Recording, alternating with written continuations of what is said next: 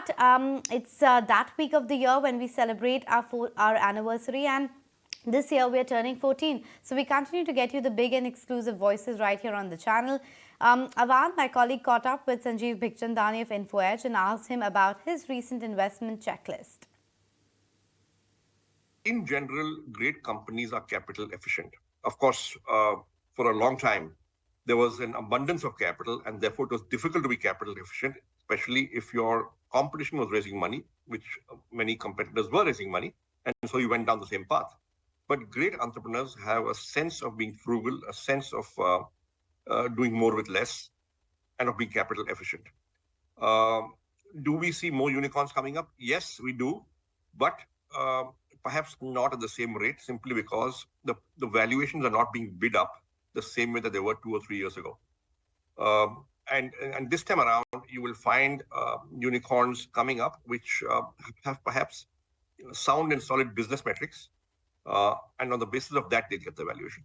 Point taken. Now, you have gone on record as well, Sanjeev, to say that it's a good time to invest in young companies if they are cost efficient and they offer the right valuations. Can you elaborate a little bit more?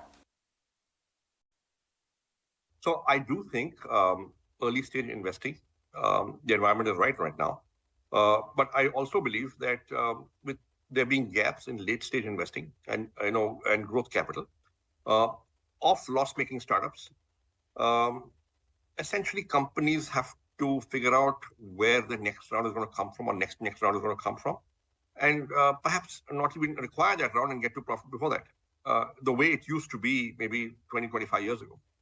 Sam Altman has said that AI to a certain extent will kill jobs, just like every tech revolution does. What is your outlook on AI and the disruption? So we are obviously studying it as everybody else. And we are trying to utilize generative AI in our own organization. And we've got maybe 10 or 15 small projects going on using ChatGPT and generative AI. Thus far, it looks like it's a productivity tool. We have not yet observed or witnessed anybody actually being asked to go because his or her job was replaced by ChatGPT or any other generative AI platform. So we have people in our tech team who are saying, hey, now I have 2 hours a day or 3 hours a day free to do more creative stuff, right? In a sense, this thing is, as of now, according to some people in our team, is perhaps a very good quality intern. And it's a productivity tool, more than somebody who will replace an existing person in our system. But we'll have to wait and see how it evolves. And Sanjeev, UPI, it's been exceedingly successful. Do you think ONDC will meet similar success? Again, ONDC is something which has potential and promise. We are certainly watching it carefully. ONDC is different from UPI because UPI essentially facilitates digital transactions. And the delivery is digital. ONDC, the delivery is physical. It involves physical products, suppliers, vendors. It involves logistics, shipping partners. And therefore, there are many, many more moving parts. But we are hopeful and we are confident that ONDC will have an impact. It will have a positive impact on the ecosystem. It will digitize every business and make it financially viable for people to sell online. And we are hoping it works. There's been a lot of fear as well as anxiety. Do you think that that is absolutely justified, founded when it comes to consumer tech and fintech stocks? Will it settle?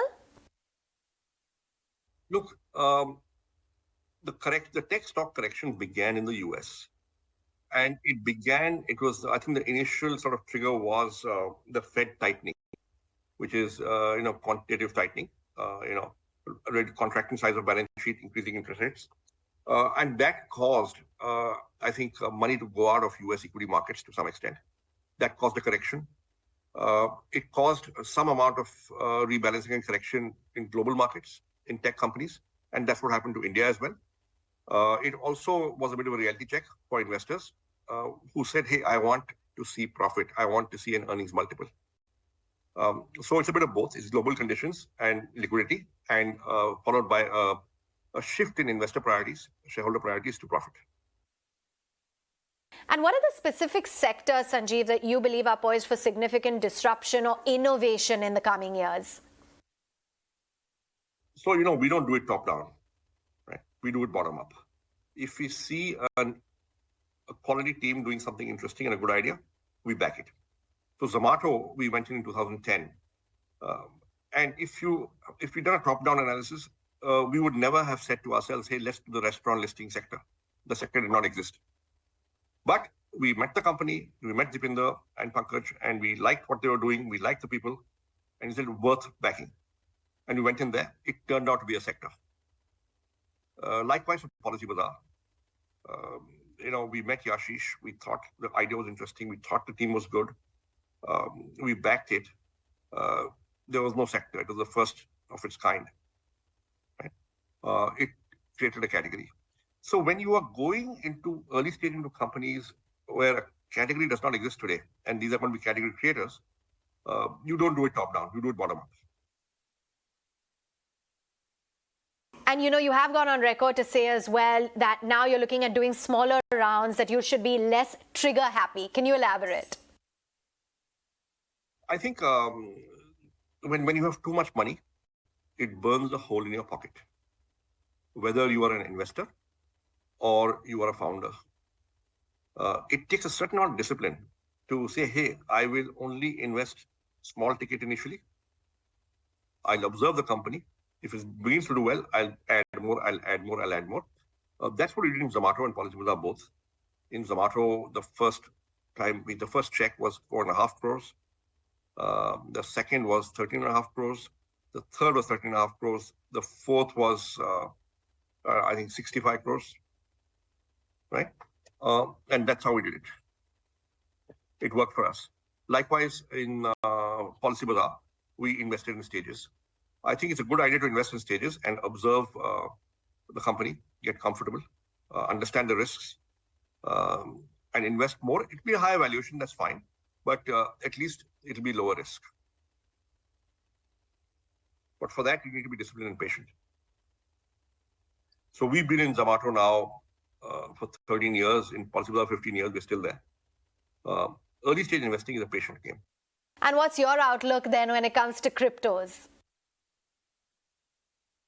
Well, I don't know if you know, but I have always been skeptical of crypto, and I have said it fairly openly that I don't understand it. Therefore, I don't think we should invest behind it. To my mind, in my batch WhatsApp group, my IM batch WhatsApp group, I've gone so far as to say crypto is a scam. You see, I studied economics in college, and if I go back to what I remember, and this is early 80s. In second year in Delhi University, we had a paper called Money, Banking and Financial Institutions. And, there was a textbook and there was a chapter on uses and functions of money, right? And I failed to understand how a currency can exist in today's world without a sovereign guarantee. There has to be a country behind it. There has to be a central bank behind it. And there has to be a country which is solvent. And there has to be a country which enough people believe in, that this government is solvent, and this government, if it gives a sovereign guarantee, it is worth something, right? And therefore, a currency without a sovereign guarantee, to my mind, cannot sustain. And at least I would not invest behind it. Maybe it can, I don't know, but I would not invest behind it. Maybe I'm old-fashioned, but I would not invest behind it. Oh yes, going old school. And what do you believe is the criteria then for investing when it comes to startups?